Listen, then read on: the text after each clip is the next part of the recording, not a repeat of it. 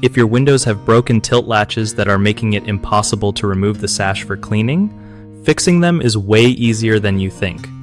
So, first off, you want to check if the tilt latches are actually broken or just stuck.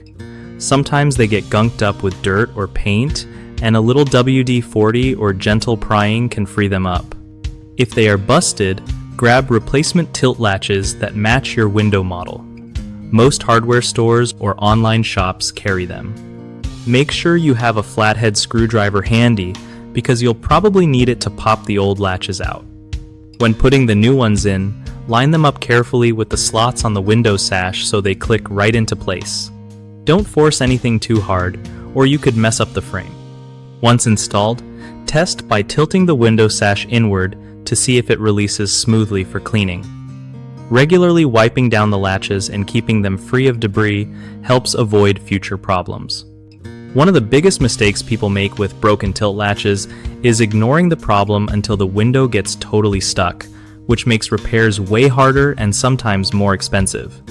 Another common issue is buying the wrong replacement latch that doesn't fit the window type or brand. Always double check what you need before ordering or buying.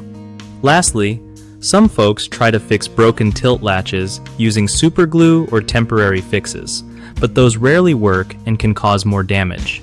It's better to replace them with proper parts to keep your windows functioning well.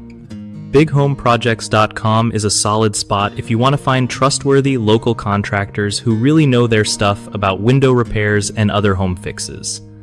Plus, if you're a contractor looking to connect with homeowners who need help, BigHomeProjects.com makes it easy to get matched with projects that fit your skills.